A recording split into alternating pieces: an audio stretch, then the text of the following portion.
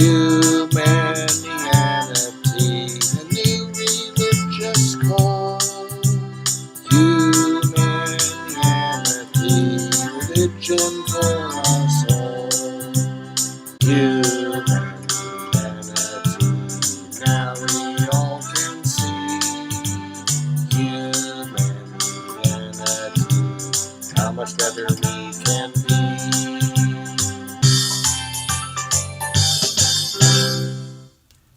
Hi, I'm Bill Van Fleet, and this is Humanianity Conversation number 10, recorded on February 21st, 2019. It is the sixth recorded conversation with my friend Mike. We got interrupted almost immediately, so the conversation begins after that interruption and starts with a recap of what we had been discussing. We continue to talk about the problems related to lack of agreement, especially the appearance of anger, but at the interpersonal level rather than, for instance, the international or large group level. We talked about the buildup of chronic anger in the relationship with a significant other individual, such as a spouse, and how to prevent or reverse such a development. The emphasis was upon the ability to take an understanding view of the other and of one's own emotional reactions, such as to prevent the continuation of such anger and buildup of anger in the self, and the development of ethical principles guiding one to work on the development of such skills. Reference was made to the chapter on rational ethical anger prevention in the free book found under philosophy and under podcasts on the Humanianity.com website. We ended with the provisional plan to delve more into this area of concern in our next conversation. Okay, so why don't you repeat what we said, what you were saying? Sure. Yeah. So just to recap, at the end of our last discussion, I had observed that we were talking in very large generalities and talking about agreement in the context of these large, very abstract groups, countries, humanity in general, different cultural groups. And I had said that I find speaking about agreement in those terms to be very difficult for me to connect with and relate to, and then I have a tendency to think about larger societal change like we were discussing. I understand that more in terms of you change from the bottom up, one person at a time. So I had made the suggestion that our next discussion we talk about agreement in the context of the individual and preferably ourselves, where we challenges that we have coming to agreement, ways that we come to agreement that works for us, why it's important, and you had mentioned about the importance of keeping anonymity with regard to that conversations, paramount and in the forefront. So yeah, that's what I remember our discussion would be, today. Okay. So I want to step back a little bit to the beginning of what you were saying about how we've been talking about human relationships on a large scale, international and so forth. And that has not been true for me in my mind. What I'm talking about with regard to the whole humanianity thing is indeed how we humans, you, I, and anyone else, can undertake this project of working toward a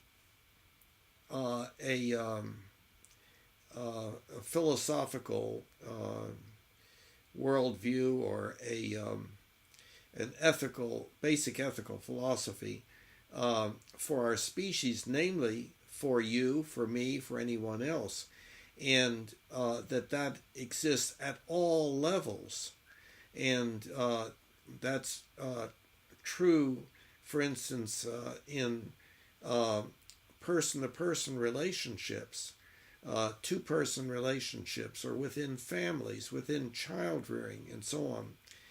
And in other words, that the principles that we might follow in order to work on accomplishing that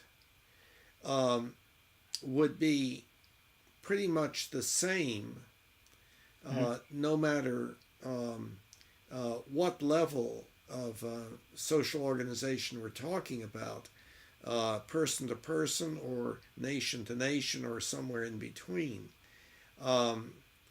And I agree that I don't think that this is going to take place by our leaders deciding on a basic ethical philosophy for the rest of us to follow. No, absolutely not. I think it's going to start at the other end in child rearing and in person-to-person relationships. And it's already beginning, as I point out. Humanianity is already a process that is occurring at a change to a different kind of ethics. Right, and to your point, when you mentioned this change happening with leaders and these large groups, and that it's going to happen more one person at a time. I think that it at least for me, and I don't know about our audience, but I have very little influence. I certainly want these changes at this very large level, and a lot of the people in our social group have a tendency to discuss these very large philosophical issues on these big scales of countries and humanity in general, and huge time frames of thousands of years. And I would certainly like to see these kind of changes towards the positive, towards more joy, contentment, in these large scales. But the reality is, I have almost zero influence to affect change at that level. The only way I can really affect change at all is through a little slice of that whole, which is my immediate surroundings. Mm-hmm. So when we talk about agreement and these other things in these large terms of what the president should be doing and what these countries have to do and what humanity has to do in general, it's like, yeah, that's great. Now kind of bring that down to my daily life, and what do I have to do to be part of the solution rather than part of the problem? Yeah. And when I think about agreement in my life, I think I live by the perspective that I favored during our last discussion, which is live and let live. And I try to even work more towards that. And in my experience, trying to come to an agreement, and I can get into more detail about this, but trying to come into agreement often is a slippery slope that turns into me wanting the other person to think like I do and to validate my perspectives. And that's kind of in practice what I find me and a lot of other people that I know, when they say agreement, that's really what they mean. They're really saying, I want you to agree with me. So I think one of the things that we could do during our discussion today is clarify just what agreement is. Okay. When you're dealing in relationship with two people. Let's step back for a minute. The idea of coming to agreement, of wanting to work toward coming to agreement, being wanting the other person to agree with oneself. Of course, that is going to be present. In other words, if at the end of a discussion, the other person says to me, yeah, Bill, I guess I agree with you. I've changed my mind. There is, of course, a kind of gratification in that. But that doesn't mean that the gratification is a good thing, nor does it mean that that would be the only reason for undertaking the job or the task or the project of working toward agreement. Because now the reason why there would be some reasons why there would be that gratification. Changing one's beliefs within a broader belief system produces some cognitive dissonance and so forth. There's discomfort involved in it. And that's outlined on the challenge page of the home section of the website. We went over that, in detail. So it is difficult to change one's mind. But there's also,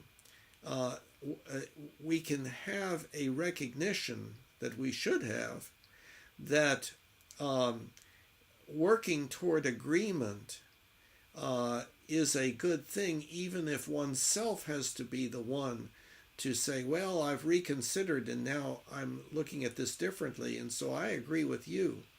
Or the two people may say, we started out disagreeing with each other, and now we disagree with each other and ourselves too, because we've arrived at a third position that is in disagreement and so forth. But what we're talking about here is the ethical valuing of that project of working toward agreement, as opposed to what usually tends to occur. And the mildest thing is, well, okay, we disagree, so, let's go on to something else. Or what's true for you may not be true for me, and vice versa, and so forth. So let's have a beer. It's the way I usually put it. And then the more the worse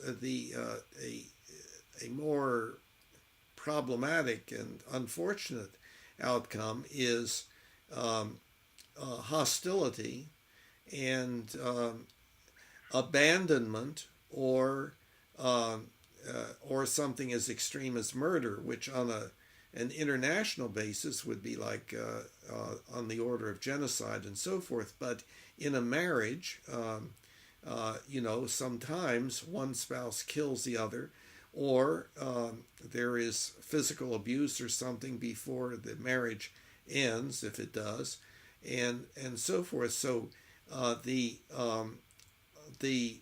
difference in opinion tending to produce anger and a hostile response and or abandonment of the effort to come to agreement in order to prevent the hostility is those are not good things.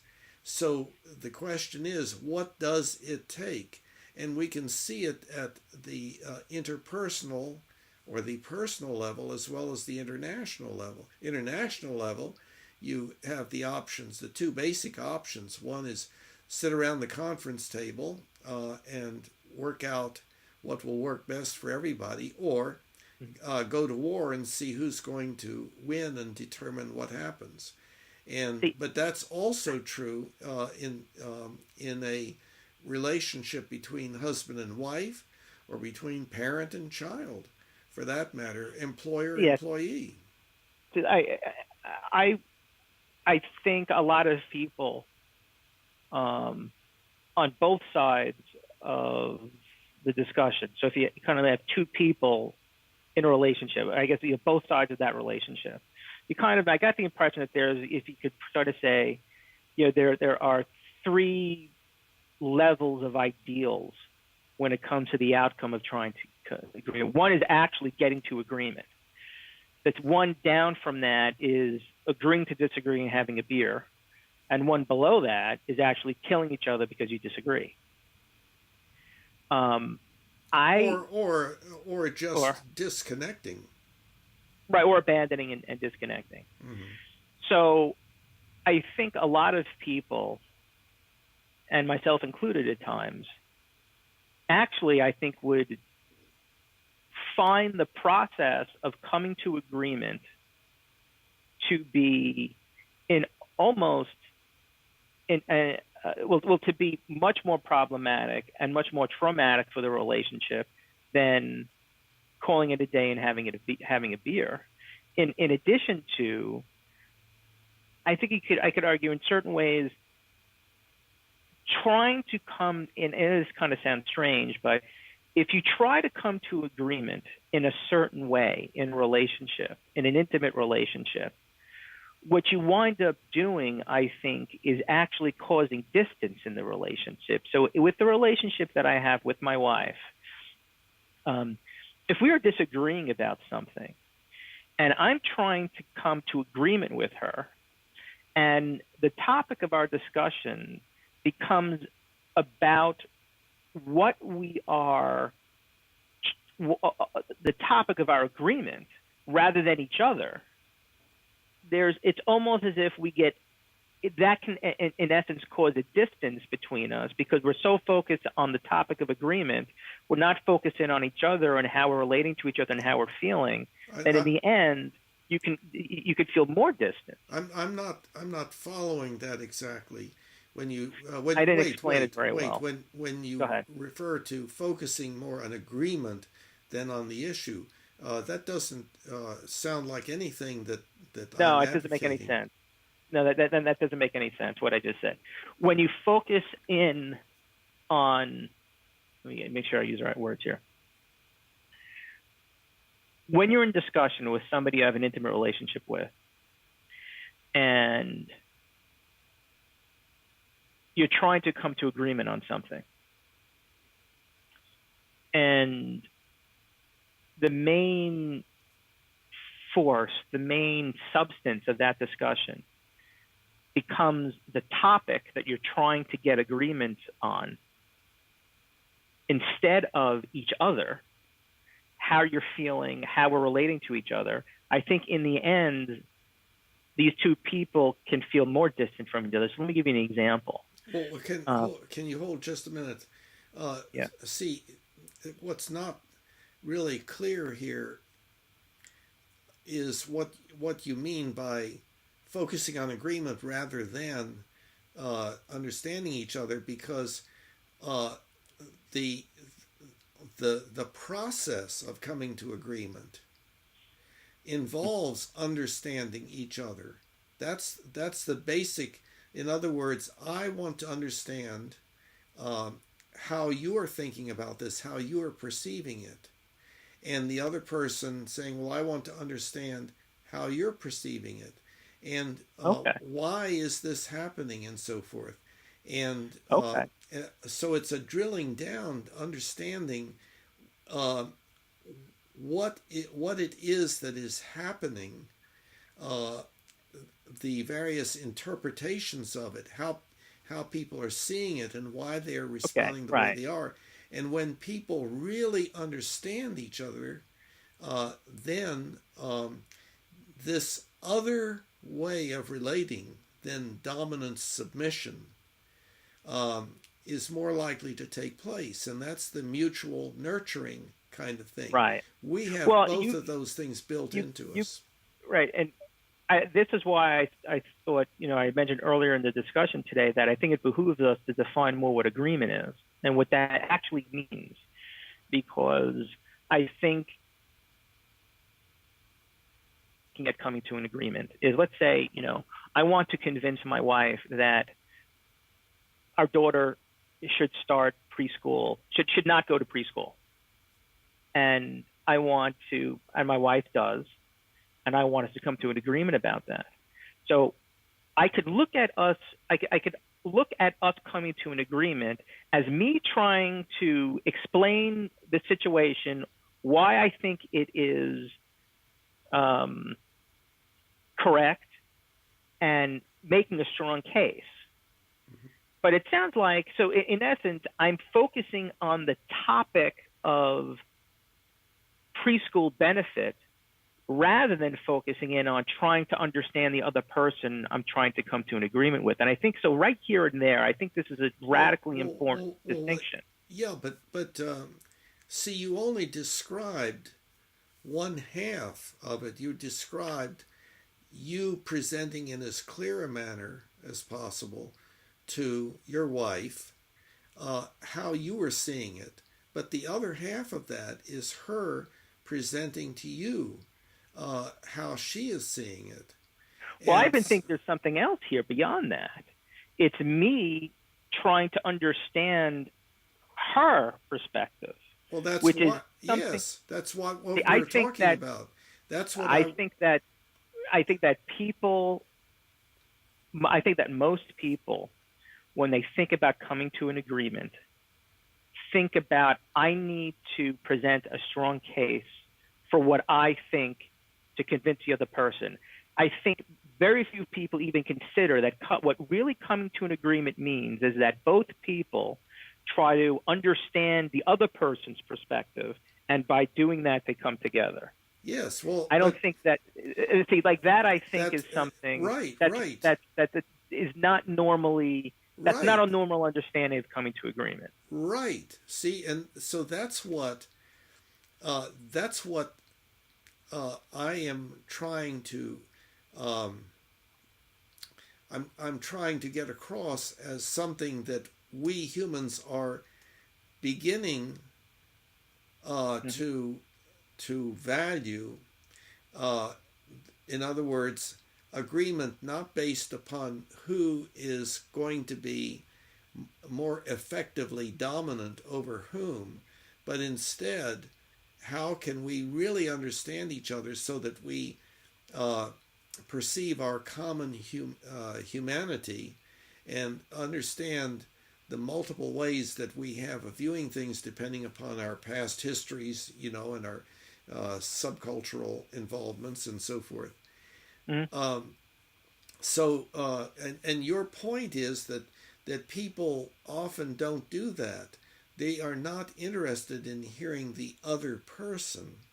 They are interested in presenting their case and then having the other person say, "Okay, Your Honor," and indeed, we have built into us as a part of our basic hominid nature this tendency to struggle for dominance and to establish our place as high as possible in the dominance hierarchy. That may not be 100% true, and there's a lot of variability among humans with regard to how strong the motivation is, of course. But that's only one part of what's in us. That's not the only thing.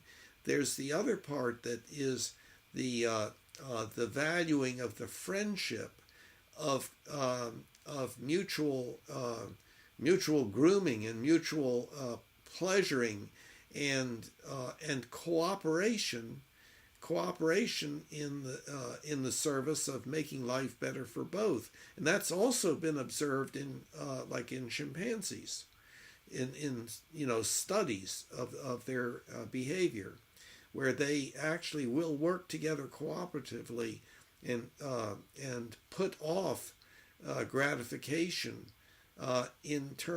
because of anticipating better gratification by virtue of working cooperatively, right? And so on. So we have both tendencies in us, and the idea here, we're talking again about ethics.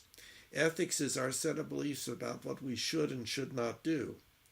And so what we're, to kind of oversimplify perhaps, we're trying to develop ethical beliefs about when we should go along with what our basic hominid nature is urging us to do, like struggle for dominance, or whether we should inhibit that.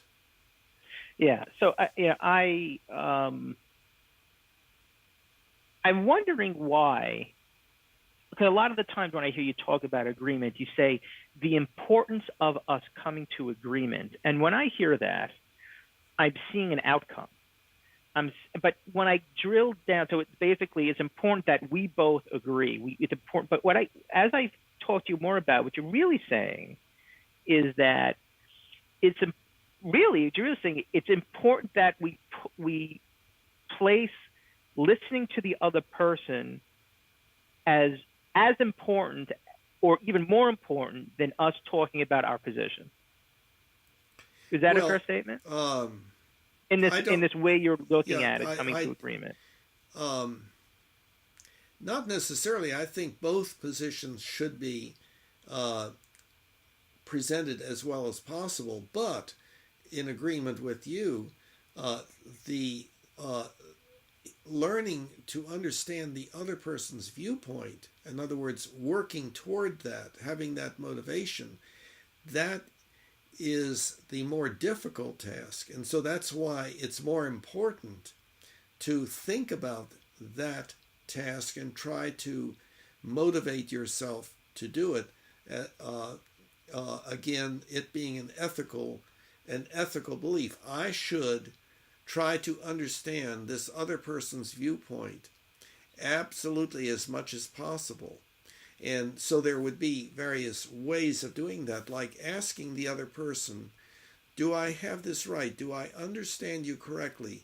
To put it, I'm going to put into my words what you are saying and see whether it seems like it's the same thing. And if not, then we can find out where I'm going off course in my understanding of you, of your position. So, and the again, to back up just 1 minute here, there's an important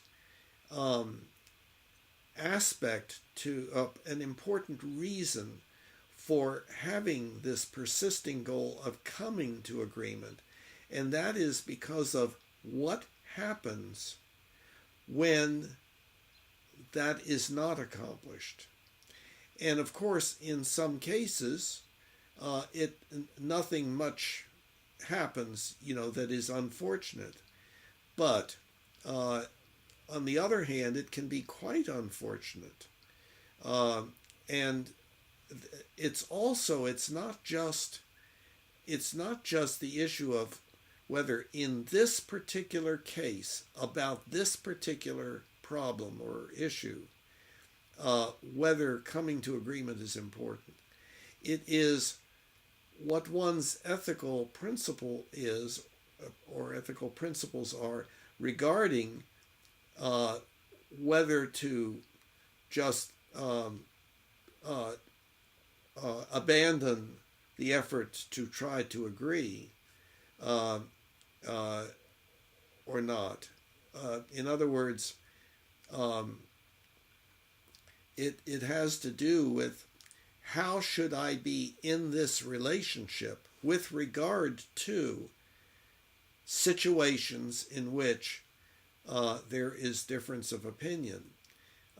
One instance of, well, what's true for you may not be true for me, so let's go have a beer. One instance of that may be relatively insignificant, but if that is a way of life, then you have one thing stacked on top of another, and what happens? What things? What things?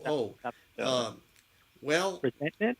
I agreed with her about this, and I agreed with her about that, and I agreed with her about that, and I agreed with her about that, and damn it, I now am expected to agree. See, there's the possibility of the buildup of anger, chronic anger. This is described, by the way, in the chapter on rational ethical anger prevention in Book 1, under philosophy and under podcasts.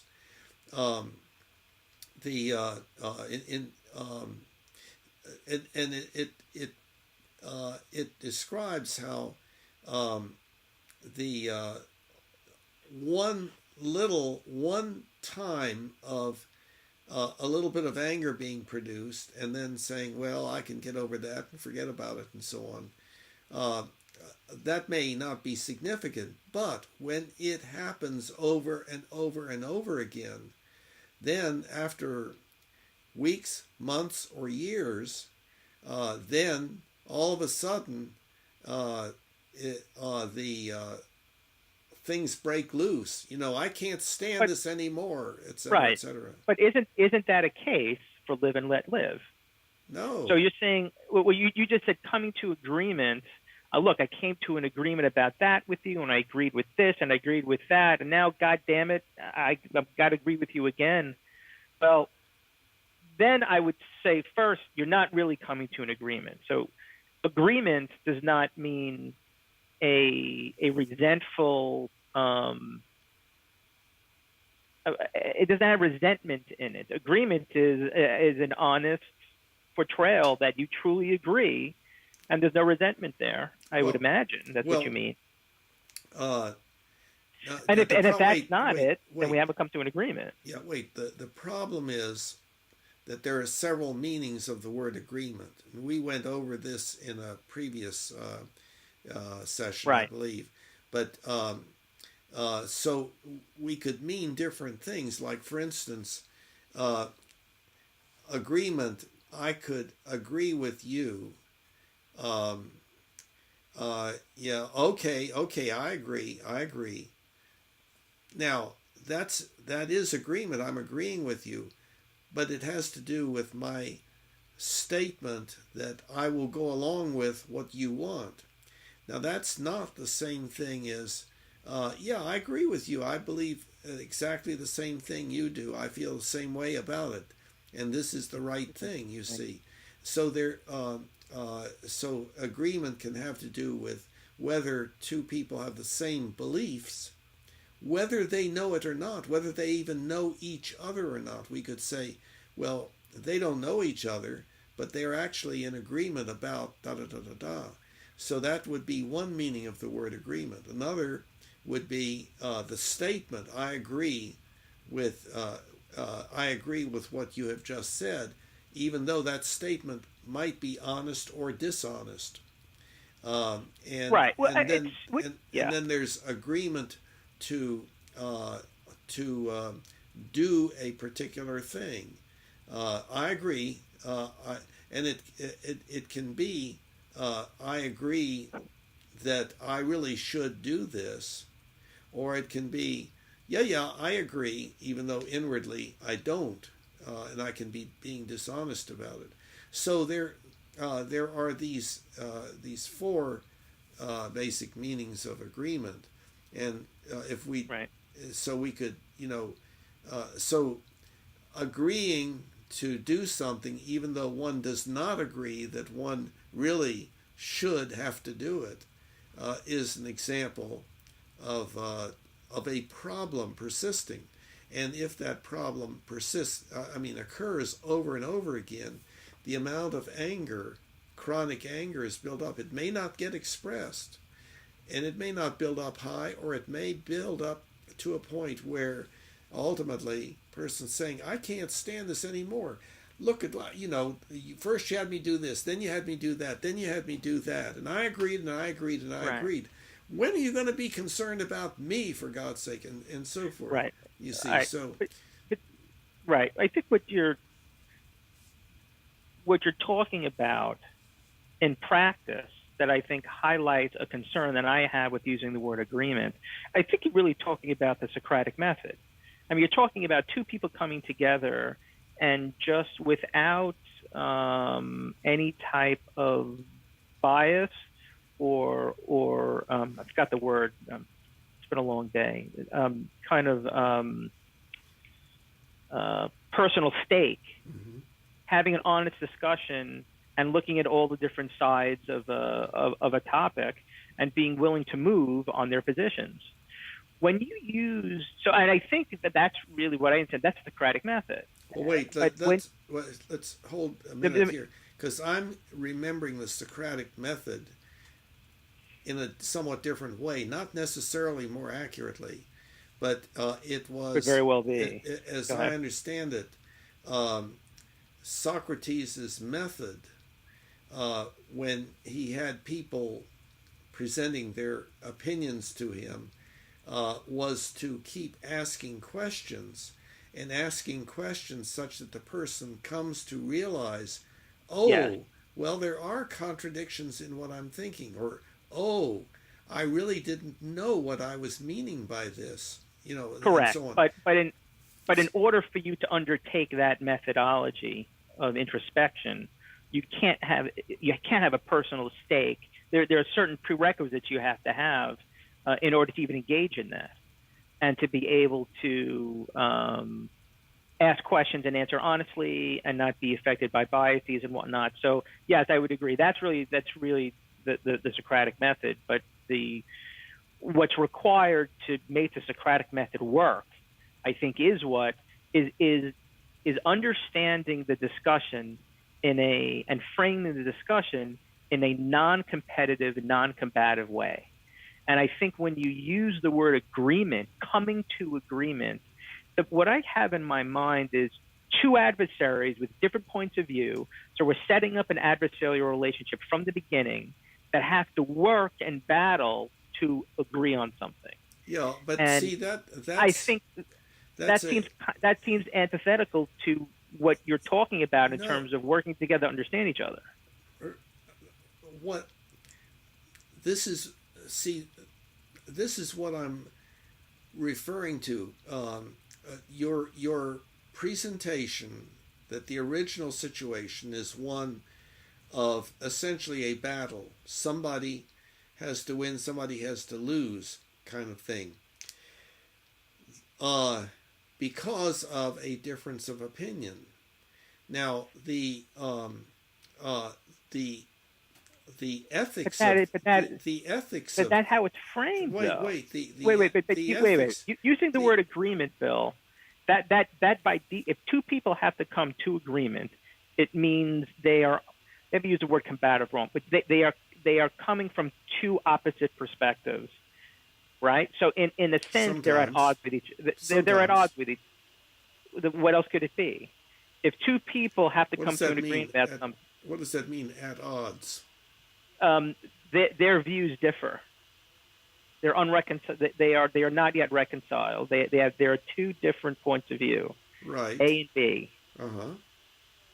And that seems and moreover, A is associated with person A, and viewpoint B is associated with person B.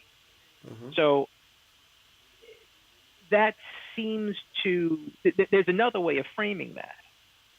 There's a way of framing that, I think, which is more Socratic in nature, where there are two different perspectives, perspective A and perspective B, and both people are trying to understand through discussion and argument and introspection and debate which one is accurate.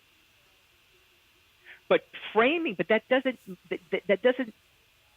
essentially, I think, describes more accurately what your true intention is by using the word coming to agreement. Again, when I hear the word coming to an agreement, it kind of has the same effect on me as using the word religion for humanity. It's like a loaded word, because usually coming to an agreement involves the final, outcome, whereas the way I framed it previously with regards to the end goal is to understand which one is more accurate for both people. So it's like both people coming to an agreement with regards to something external to them, not their position, which is where I think this comes in, that this gets to be combative. So if you frame it as person A as position A, person B as position B, they have to come to an agreement. The fact that topic A is wedded and associated with person A, and topic B is wedded and associated with person B, given human nature, puts them at odds with each other. I think much better to say, wait. Person A and person B, these are external to both these people. Let's capture that. Puts them at odds with each other.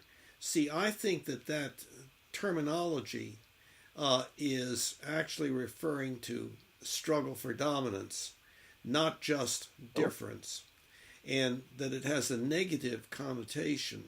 And the negative connotation is that we know that anger tends to produce bad problems. It increases our pain, suffering, disability, and early death to a greater or lesser extent. And what I'm perceiving is that you and I are actually in agreement, but we're linguistically a little bit different. Like Well, when you hear the yeah. word agreement, it means something a little bit different to you than it does to me. Uh, and We are definitely in agreement, and we are definitely saying the same thing. I think what I'm trying to do here is I'm trying to highlight a certain bias that some of people in the audience and listening to this, if it ever comes to be that anybody listens to this, yeah, might have in understanding the word agreement. right. That usually that people associate, at least I would think, coming to an agreement to mean that I have a position, the other person has a position, and there's going to be this painful process that we have to go through to come to an agreement. And I would Okay. say that what we're really talking Yeah, about wait, here is wait. Painful process. Now, what we're talking about more specifically, usually, is the appearance of anger. Now, what I'm saying is that we can develop ethical principles that suppress or inhibit.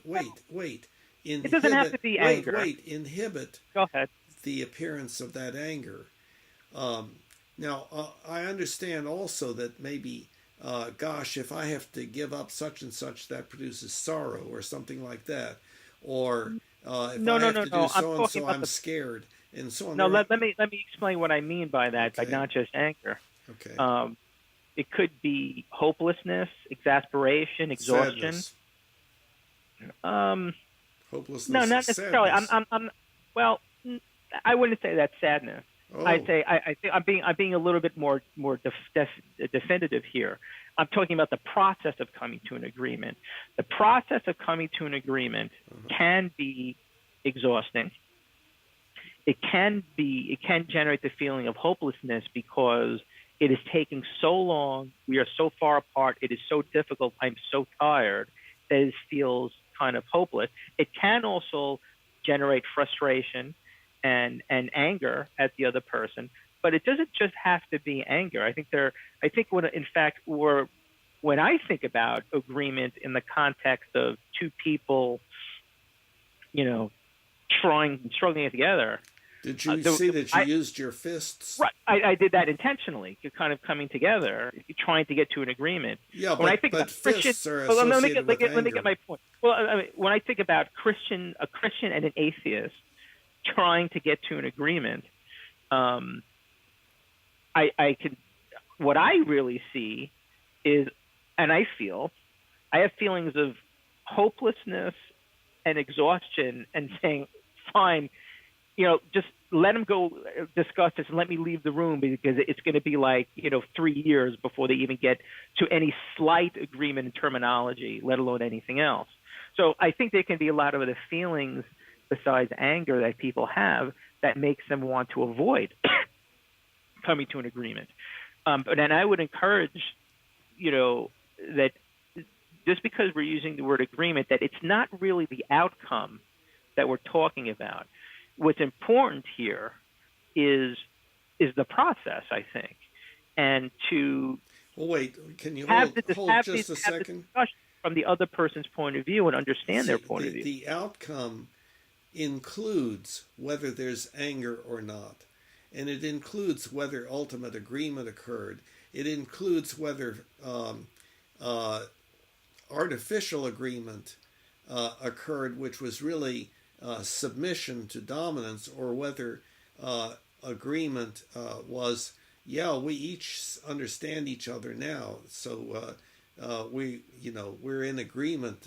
We see things the same way, and are in agreement as to what we should therefore do or not do. So that's interesting. I thought that the outcome was either we are in agreement, we've decided to have a beer and disagree, or that we decided to try to kill each other. I thought that was the three outcomes of this process. But you're saying there's more. Well, I think we're maybe talking about two different axes, but again, I think that three-layered thing is a little bit oversimplified, because obviously there are various degrees of anger expression and manifestation of anger in the form of hostile behavior that are not to the point of killing one another. But the basic underlying thing that can exist all the way from barely detectable feeling of, quote, resentment to rage that results in murder and so forth, that basic thing is anger. One of the feelings that we have: anger, fear, sadness, joy. And I believe there are a couple of others that people put in as primary affective responses. But at any rate, see, there's the value of agreement is of different sorts. I mean, there's more than one. What do you mean by when you say the value of agreement? Do you mean the value of trying to see and understand the other person's point of view? No, I'm talking about the total set of outcomes. How much PSDED or JCA was produced by this coming to agreement, and one of these things is the benefit of cooperation. And if we could cooperate about nothing at all, we would all die. So that would be an extreme. That's something that's not going to happen. But it is by virtue of cooperation, people agreeing to assume certain roles. I will do this if you do that. Yeah, okay, that's cool. I agree with that. Or in a group that, now, are we all in agreement? You'll do this, you'll do this, you'll do this, and I'll do that. And somebody, saying, well, I'm not so sure about one thing. We need to discuss that further. But the end result of the group deciding, yes, this is what I should do, and each person decides what he or she should do to bring about the goal, whatever that goal is. If that's an organization, that's working to try to increase sales, or if it's a family in which we're trying to reduce the frequency of crying and of hostile behavior and so forth, and living together, really feeling good that yes, we really do get a lot out of being in this family and so forth. So there is there's the whole issue of cooperation, but there's also the issue of bringing about that cooperation in such a way that that everybody feels good. That often does not quite happen, and sometimes nothing is done about that, but sometimes something is done. In other words, we're still not all satisfied with this, so maybe there's a better way of doing it still. So we need to continue working on that. There's the issue of the job, getting the job done, whatever that is, and there's the issue of how people are left feeling inside. And okay. And so, yes, in an authoritarian organization, the job may get done because people are enough afraid of the punishment of not going along with what the boss said that they indeed do their work, but they may feel pretty, quote, torn up inside, and it can have a detrimental effect on their on their physical health, et cetera, and on their relationships with other people, and so on. Here's another thing that's coming to mind Okay. as we're talking about this, Uh-huh. and framing this as two people coming to an agreement. One of the things, as I think about this more deeply, that makes me anxious about doing that is because I'm basically 50% reliant on somebody else in order to cooperate with me in doing that. This piece of advice, this instruction, this guideline, for lack of a better word, of the need to come to agreement, being framed in the context of two people coming to an agreement, when you're primarily talking to one person and communicating that to one person, it's like one of the first things I say to myself is, well, what if the other person doesn't want to agree with me? Now what am I going to do?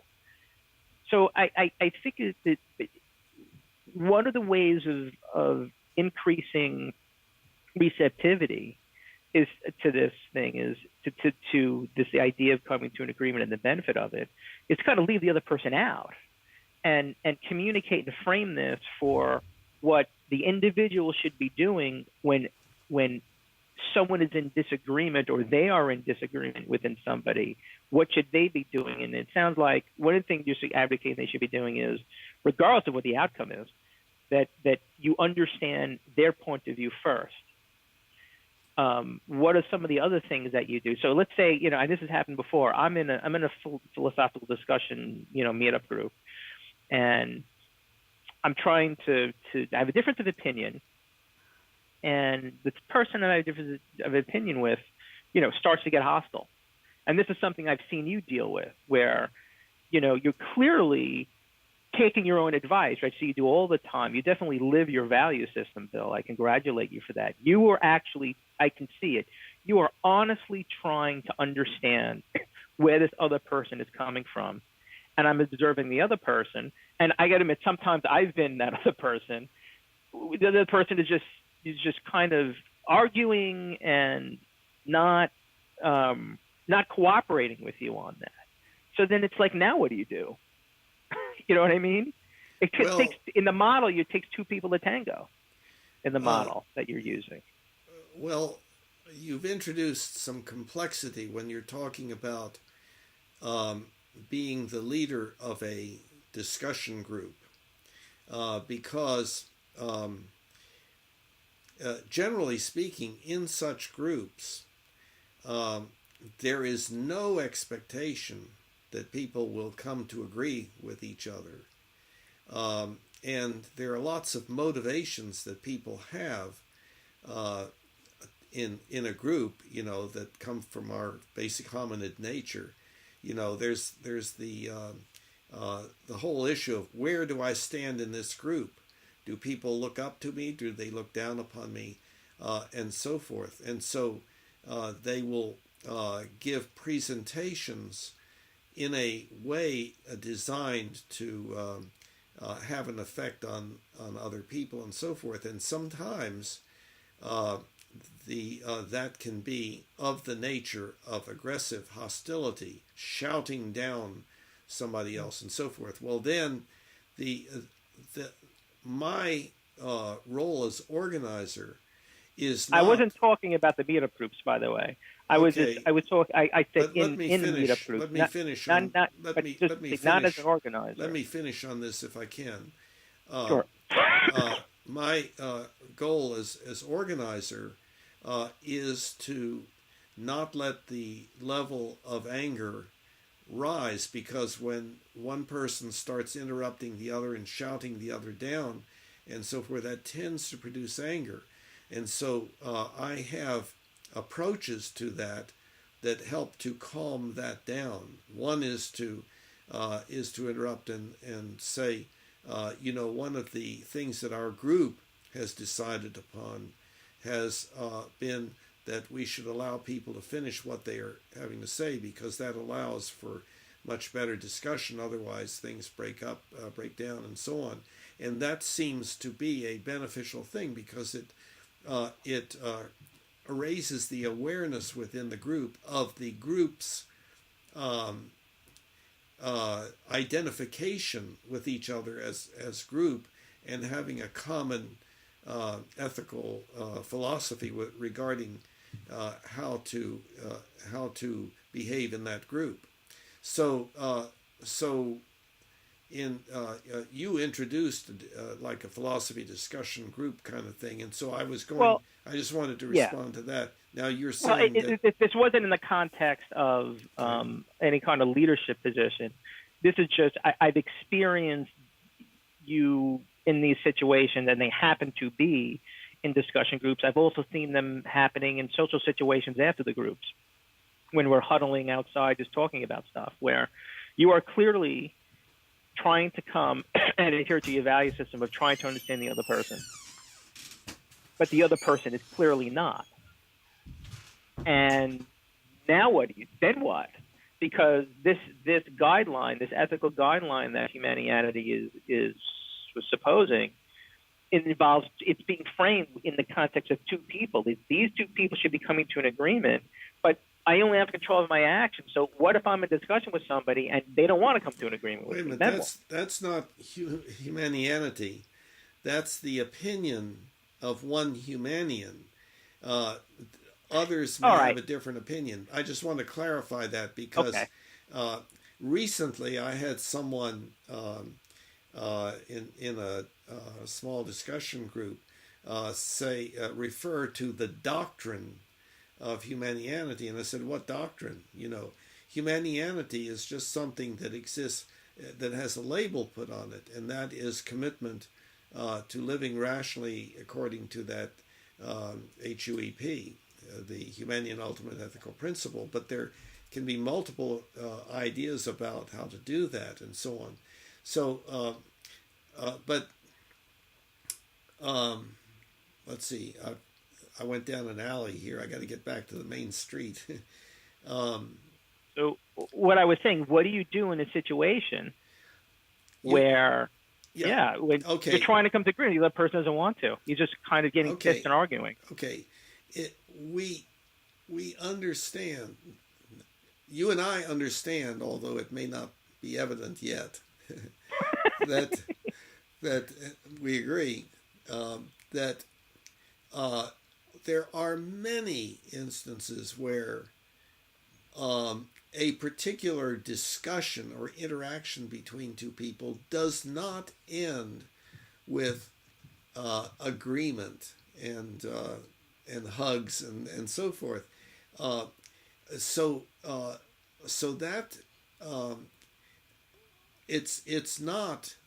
I'm not advocating that in every discussion that one should have the expectation of oneself and the other and the situation that it will end in agreement. No, we know that often does not happen. So what we're talking about is over time, and it may be that that's not going to occur. Maybe it's an interaction with a store clerk, and you're never going to see the person again, and so forth, and nothing good was arrived at. We're not always going to be successful, but and we always have to use the issue of time management. In other words, we have a list of things that we're supposed to be doing, going certain places and doing things and so on. And so it may be that's too low on the list of priorities to do anything further about that particular situation. Well, I think I understand, but I think we had a breakup there. You froze. You were. I froze. Can you hear me now? Oh yeah, we're back to normal. Okay. But okay, good. I haven't said anything. I was listening to you. I heard you clearly. Okay. No, I understand what you're saying in terms of recognizing that agreement might not always be the outcome. That's not what I'm talking about. I'm talking about literally, how do you react in a situation where, to your point, I am trying to understand the other person's point of view. I am trying to come to an agreement by doing that, and the other person is having no part of it. and is just arguing and not trying to understand my perspective and is very one-sided, now what? Now what do Okay, you do? so you take out your gun and shoot him. Well, that's what you Obviously. want to do, right? No, see, that's what people, a hostile response, walking away, refusing to speak. There's a whole list of things that people can do that represent some form of hostility. Uh, Now, my belief about that is that one should not be hostile. I have a pretty strong ethical principle that I should not be hostile, no matter what. Now, of course, people will come up with the extreme of, well, suppose this guy keeps hitting you in the Right. face, and that sort of thing. And of I was course, about to go that there. gets into the whole issue of self-defense and so on. And you have to consider the complete total set of outcomes of whatever you decide to do. But in general, I think you're much better off not being hostile in return when someone is being hostile to you. Now, people will say that's being a pussy. That is submitting. No, I'm not saying that. One can still say, well, I understand what you're saying, and I understand you feel strongly about this. I can't agree with it for various reasons, and I wish we could, discuss this some more and so forth, rather than saying, well, then you're just hopeless, you're stupid, or some other, hostile response. And so I think that's very important. There, what comes to my mind is Facebook, and you can somebody will post something that represents a viewpoint, and then there will be opposing viewpoints. And if you watch the discussion, it deteriorates very frequently with people saying, "Well, how can you be so stupid?" Or you need to grow up, or and so on. And so I would never knowingly post anything on Facebook that was of that nature. In Well, other I words, think, yeah. In other words, go ahead. Go ahead. well, so, because see, my general ethical principle is I should not be hostile, even if I experience anger. And when I experience anger, then what occurs in me is, well, I'm being judgmental. I need to be more understanding. And that's why I have such strange things, ideas like, that we should feel sorry for Hitler, who was a victim, just as all the other people were victims of that time. We are victims of what is inside of us that reinforces the ascent to leadership of somebody who is openly hostile and so forth. And of course, we see current examples of that. See, I think there's just a Pandora's box of things in what you just said that we could discuss, that I think we should discuss next time. But Good. And not only just your idea of why is it beneficial not to be hostile, but even beyond that, in the context of what we're talking about now is how you handle. This is really what I was getting at by my question. How do you handle when somebody's being hostile to you? I can understand. So basically, what I'm seeing happening is I'm acting in good faith with this other person. I'm being courteous. I'm not being hostile. And this person is just pounding into me emotionally with these fists over and over and over again, saying very hurtful things. How do you deal with that other than either by walking away or being hostile back to get them to stop? Yes. What happens? Okay. What do you do? That's in the anger prevention chapter, and it has to do with what I was just talking about. There's a continuum from one end, judgmental, to the other end, understanding. And just because somebody is shouting at me angrily and calling me names and so forth doesn't mean that I have to react to that, that I have to um, that I have to feel bad. On the other hand, that is a situation in which the other person is suffering, and I don't want to be the other person going through that suffering. I don't want to be like the other person and being hostile and so forth and not accomplishing anything that would be beneficial from a total viewpoint. You know, what strikes me about what you just said, which happens to be very apropos for some other things I'm dealing with in my life right now, is that you said that, at least I got the impression you alluded to. You said, I don't have to react that way. Now, I understand you don't, in the face, you have conscious control, ideally, over your behavior and what you say and do. But that doesn't seem to negate, and I want to make sure you're not saying what I think you're saying. You can't choose your feelings. So if somebody's pounding Yes, into you the can. emotion, yeah, To see, to a certain extent.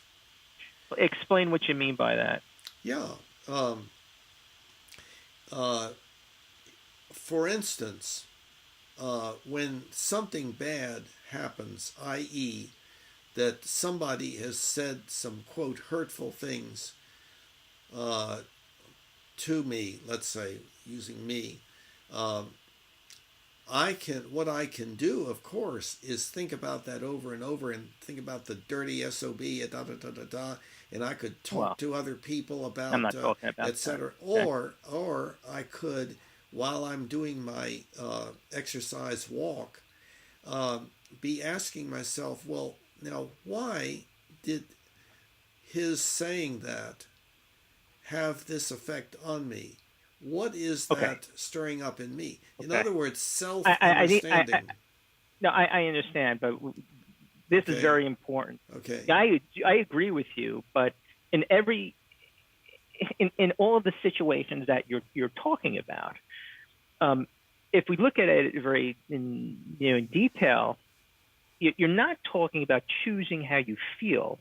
You're talking about choosing how to deal with feelings you have.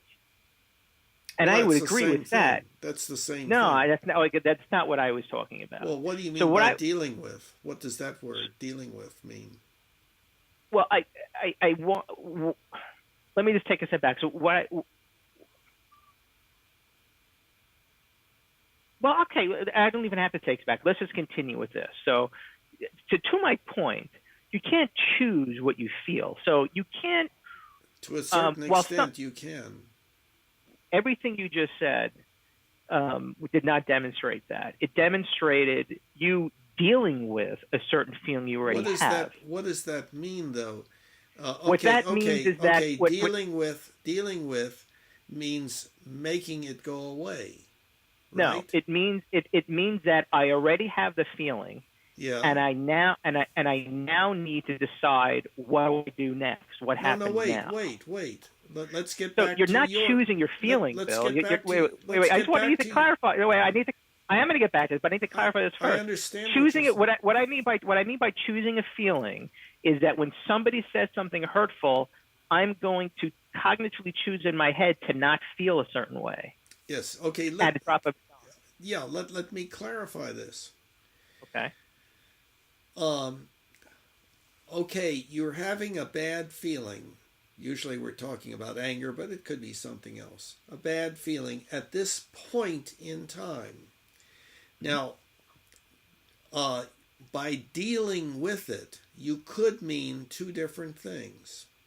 One would be, okay, how I'm experiencing anger. How can I be cleverly and effectively hostile, and so on? That's not changing the feeling. But on the other hand, I can say, okay, now I'm experiencing this feeling.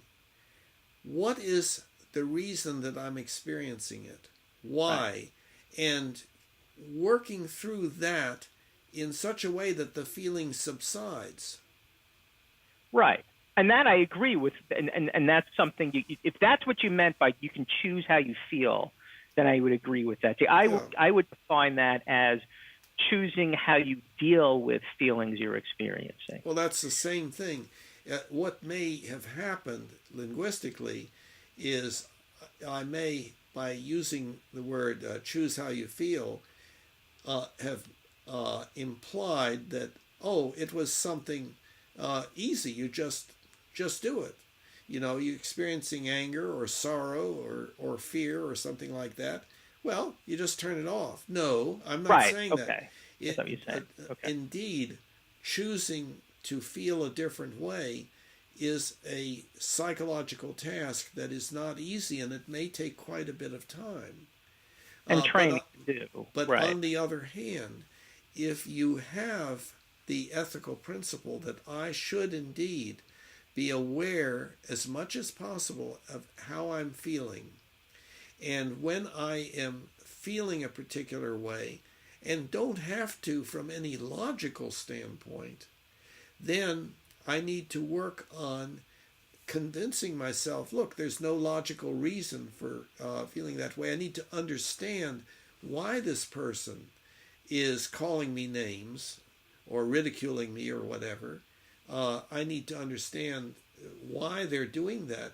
But that doesn't mean that I have to have anger and try to do them one better and do to them what they're doing to me, but even better in order to win a struggle for dominance. I don't have to do that. Right, absolutely. But so is it when I am in a very painful situation, and I think that most people would agree with me,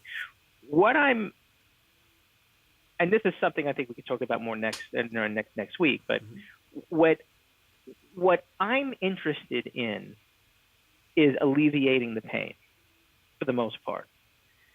So a lot of times, the easiest way to do that, if somebody's being very abusive, and specifically, and I've seen this with you, you're trying to be nice, you're being courteous, and the person just being a real asshole towards you, they're being rude, they're being obnoxious, they're insulting you.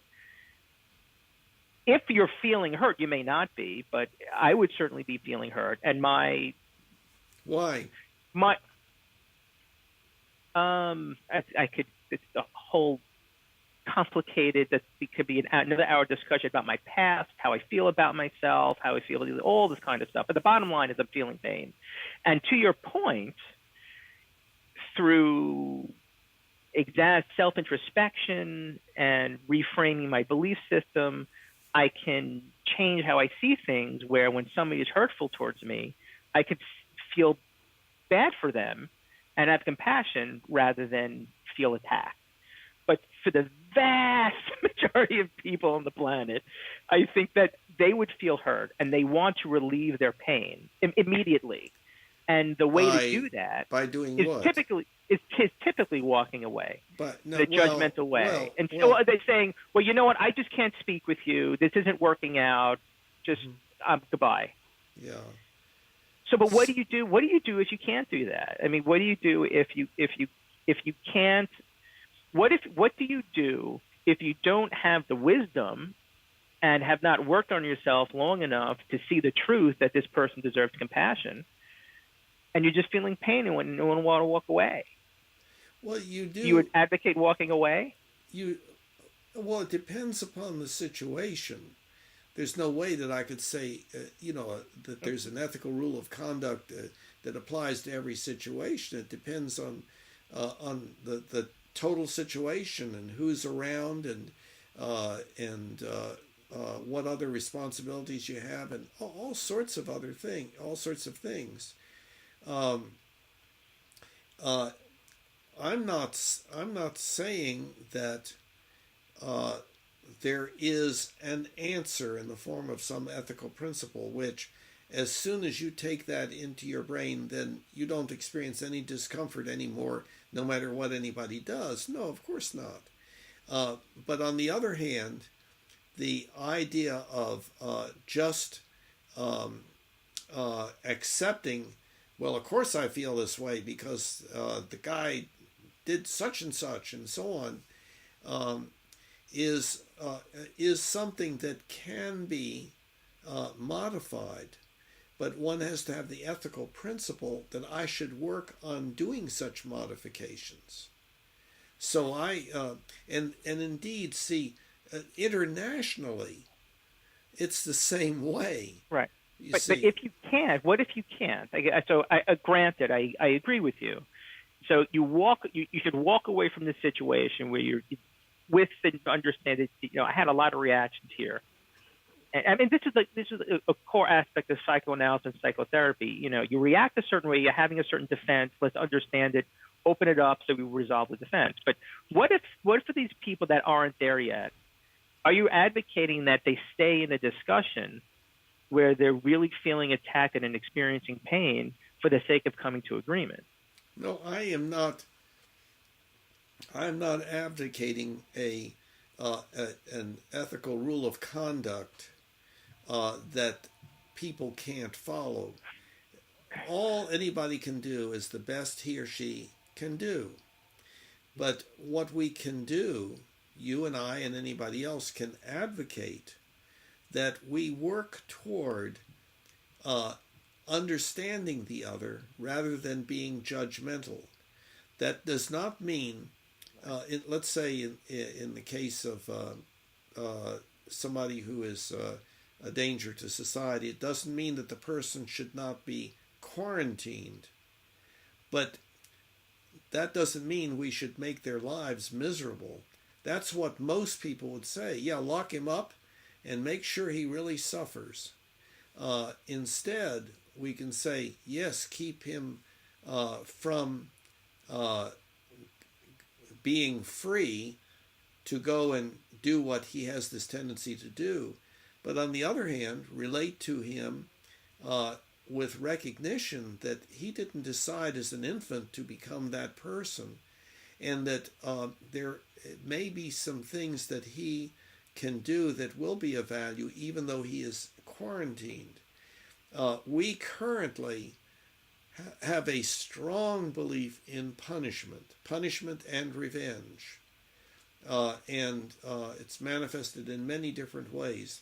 And that's why the idea of rehabilitation rather than punishment really can't take off very well, because the we can't do rehabilitation instead of punishment, because punishment must be included. You have to pay for what you did. You have to suffer for what you did, Right. and so forth. And if we have a different model of child rearing, a non-punitive model, where the parent is always trying to be understanding of the child, not necessarily allowing the child to do stuff that the child should not do, that is quite problematic and so forth, but responding to it in ways like appropriate control, but without the hostility, and instead the concern. Gosh, I see that you really wanted to do this. I can't let you do it, but let's talk about why you feel so bad, and or what's happening and so forth. I don't want you to feel bad. And but see, punishment, you want the child or the person to feel bad. That's the Right. idea of punishment. Well, So and I think in everything I'm hearing you say with regard to what you just said regarding our desire to punishment, and our feeling hurt rather than compassion and pain or anger, has to do with this idea of rationality. which is something that's really revealed itself at the end of this discussion today, that I think would be a good topic for our next discussion, because and this is actually something I recognize in myself and I recognize in you, and I don't know if it's a function of our age difference, but you seem to have either developed or have been born with the ability to, it seems, much more easily act rationally and not be overcome by your emotions and feelings and act instinctively. And I don't know if that's as a result of your age and life experience or born that way or genetics or whatnot, but I can definitely tell you, among the people that I know, and just myself personally, that has been an ongoing struggle. And I'm just going to talk about me personally, that I don't really know why. Maybe it's my Italian hot-headed heritage, but I seem to have been born with an emotional response mechanism that is exceptionally strong and that has a tendency to take over my behavior and cause me to act certain ways almost without me thinking about it. And I struggle to act rationally, which is oftentimes in kind of contrary to my emotional desires. Right. And I mean, from a certain degree, I mean, it's killing me, because my emotional need to eat a certain way is so irrational, and I know that, and I don't seem to have the rational strength of mind to override it, that is causing me a certain degree of health problems with regards to cholesterol and triglycerides and liver enzymes and whatnot. And I'm very well aware that, if this is irrational, like, why am I not doing this? And I don't do it anyway. So this whole idea of rationality that I see consistently playing out in everything you're talking about in your actions, I think is something that deserves attention, because I think a lot of the people, me included, and a lot of people in our audience, don't have that level, I don't know what you call it, discipline, ability, whatever it is, and we're just taken over by our emotions, and we're like chimps. We just react. Well, I think it has to do with ethical beliefs and ethical sense, and that is instilled by the culture. Now, in my case, I think that it was relatively late. It occurred by virtue of my deciding to go into psychiatry and specifically psychoanalysis. So I undertook quite a few years of 4 times a week lying on the couch, free associating, having my defenses interpreted, et cetera, and I think and also studying about psychoanalysis, and one of the basic ideas of that was the dealing with the transference without developing countertransference. And so, in other words, when the patient is doing that, the patient begins to respond to you as if you were his father or mother, or whatever, right. And so on. Okay, right. And so he will start doing verbally, essentially, what he would do in that setting, designed to fight with the father or whatever it might be. And so he attempts to do that to the analyst. Well, if the analyst responds to that, and then the analyst just starts behaving like the patient's father, see, and that, of course, is referred to as countertransference. And that's why analysts undertake their own personal psychoanalysis, as I was doing. In order to become an analyst, one has to work on not doing that. Well, one could say, well, the psychoanalytic process involved releasing repressed memories, et cetera, but no, I think that one of the things was that was that period of time of being exposed to that subcultural expectation that one not respond um, in the natural way to all sorts of behavior on the part of the patient, but instead try to understand the patient. I think that became a belief of mine that that's what one should do in general, and I still believe that. I think that leads to a better quality of life for self and others, and Right. that's why the United Nations, people sitting around and understanding each other and understanding what each nation is faced with, and trying to develop those things. It doesn't happen a lot, but the idea is there, trying to develop something that works for everybody, as opposed to it being global warfare to see who is going to be the greatest country ever, Right. and dominate the others. And I would agree, and I can understand how staying within the therapeutic frame and training yourself not to be in a state of transfer with your client can help you get some perspective on your emotions and not act. But I'm talking about something different. Ethics. Yeah, I'm Ethical talking. beliefs. Ethical beliefs. What I should or should not do. I could see, maybe that's really what it's about existential for most beliefs. people. Existential beliefs about understanding how we are made by our cultures, the family culture and the larger culture. So what you're proposing, and we could talk about this more next discussion, is that the way to become more rational is to examine your belief system and your ethics about being rational and why it's important. And in doing so, will actually convince yourself.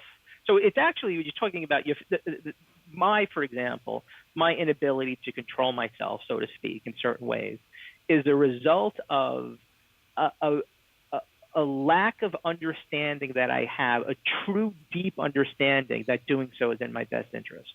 Yeah. Now, by the way,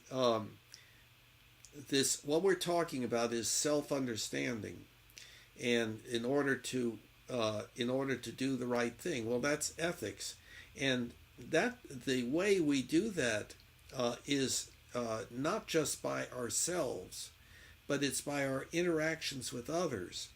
And so small group interaction is a if it is of that nature, if it's designed for that purpose, that is what is going to be of help. Okay, well, where is that likely to be found? In the religions. The problem is it does not happen very effectively within the religions, because the religions are not that far along in their movement away from authoritarian ethics to the idea of mutual self-understanding, the social contract, and that sort of thing.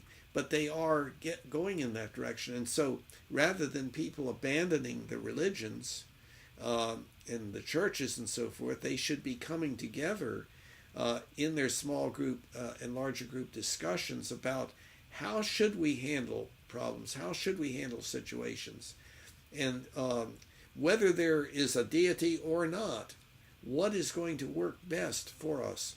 That's what that kind of activity is what I would say is what the religions are about. It's just that they do it very poorly currently, but with some variation. There's some that do it a lot better than others. But our religions, we put into our religions what's inside of us. And so there's good stuff in us and there's bad stuff in us. And so that's going to be in the religions. And so we need to work on improving self and improving the religions and helping each other to improve by the kind of discussion that we can have. And what you and I are doing right now would be, in a sense, a religious activity. We're working on basic ethical philosophy, how best to live our lives, you see. Mhm. And I think we're kind of doing a pretty good job of it. So, I uh, think so too, and I think I propose at our next discussion. I'm recognizing the time; yeah, it's yeah, almost I've six got to. thirty, and we have to run. So I propose that our next discussion be about regard to rationality and what let's examine rational ethical living. Let's take the word rational,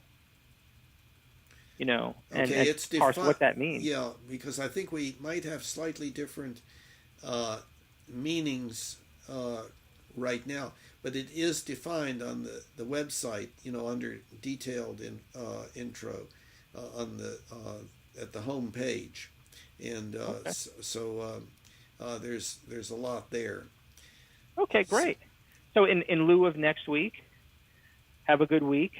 And so I'll see you at same time, same channel next week, next Thursday, same time. sounds good.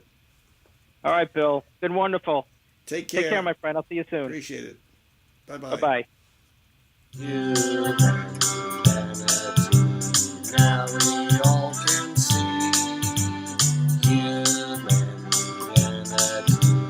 how much better we can